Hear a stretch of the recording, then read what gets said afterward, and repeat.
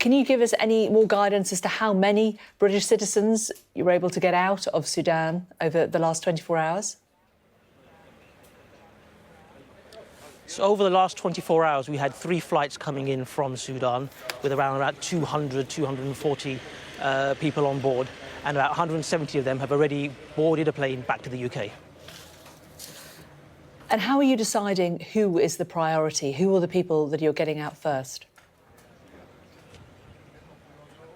So when we started this operation, we were proactively reaching out to those that we had judged to be the most vulnerable and inviting them to come to the airport for the flights out. But as soon as it became clear that there was a huge amount of demand and that this route was viable, we've essentially opened it up and asked all British nationals who feel able and comfortable to make their way to the Wadi Sayidna airfield to come. And people are coming and pretty much being put on a first-come, first-served basis. How are they getting to the airfield? This has been a challenge, and to be honest, this is the reason why it's taken a little while to set this operation up. The situation on the ground in Khartoum is very, very volatile, and the security of the route wasn't at all clear. It's only since we've had this latest 72-hour ceasefire, which isn't a full ceasefire, but at least it's a lull in the fighting, that we've been confident that we can enact this route and essentially asked people if they feel comfortable to make their own way to the airfield. We don't really have any other way to get them there ourselves, but what we found is that people have been able to make the journey to the airfield, and more are making it safely, and we're expecting a lot more to come today. And in terms of the numbers, is it the fear over that journey that's preventing people coming to the airfield, do you think?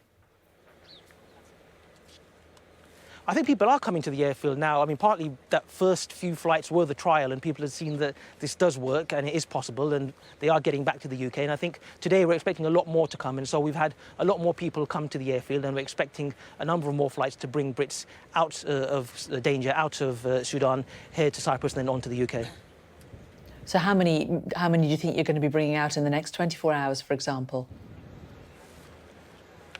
So we've got a number of flights potentially lined up. It does partly depend upon how many make their way to the airport. We had roughly 200 yesterday. We're expecting multiple hundreds today, but it does partly depend upon the logistics at the airport. I mean, every flight that has come to Cyprus has been later than it had planned, because the processing and the handling and the sort of getting people onto the airplanes is a bit more complicated in that very volatile environment. So I'd hope we'd have multiple hundreds coming to Cyprus today. So because are the flights they're not full, are they, at the moment when they're coming back? Some of them have been full. So we've had 3 flights. The first was actually a logistic flight that wasn't meant to take any passengers, but because we had Brits ready to come, we put 39 people on that flight, and it came late last evening. 2 came in the early hours of this morning. They have a capacity of about just over 100, and they had about 100 on both of those flights. OK. So what happens after they get to Larnaca? You said that some have already been forwarded onto the UK. Yeah, so we have set up this operation in cooperation with the government of the Republic of Cyprus, who are doing a fantastic job to assist us. They actually have a fair amount of experience in managing large-scale evacuations, because they were doing that in 2006 during the Lebanon evacuation. So they have a quite well-tested and tried plan here. This is why we're flying here. They've got a centre for receiving all of the evacuees from Sudan. They process them quite quickly. They've got Red Cross, medical services, food, water, anything that people need. And then once the immigration and security formalities are done, we, the UK government, are chartering planes to put the Brits back on those planes and bring them back to the UK. So the first flight took the bulk of the 200 or so who were here already this morning, and we're expecting 1 or 2 more flights to come this afternoon from Sudan, and then a few more flights to go back to the UK in the same way. And has that first flight landed back in the UK, do you know, or is it still in the air? I think it's still in the air, because it wasn't that long ago that it left, but I don't have confirmation of that. OK. There are questions about the cost of all of this, of course. It's incredibly important to keep British citizens safe, but some will say, well, hang on, you know, a lot of these people were in Sudan by choice. Yes, the fighting was perhaps unexpected, that it flared up again, but why? How do you feel about the fact that the cost of this operation to the British government? So these are British nationals.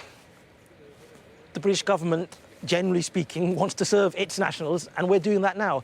I was, as you said, the former British ambassador to Sudan, and I have to say my experience there was one that filled me with a huge amount of awe and admiration for the Sudanese people, many of whom are British Sudanese or British there.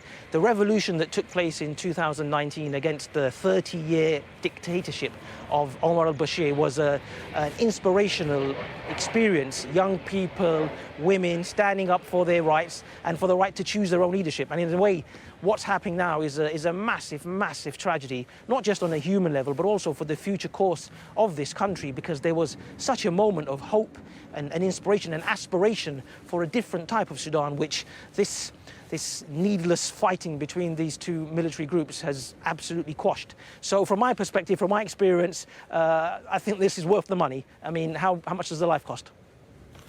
Well, indeed. And finally, how long do you think you're going to be able to keep these shuttling flights going backwards and forwards? Will it purely be on the security situation that determines how long you will do it?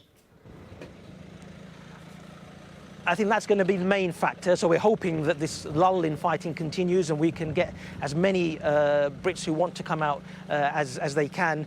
If it does go on, I would imagine this will go on for a few days, but it partly depends upon the situation on the ground, partly on how many Brits come to the airfield, and also the sort of logistics around the flights that we can get out there. But I'd imagine this would continue unless something dramatic happens on the ground for the next few days.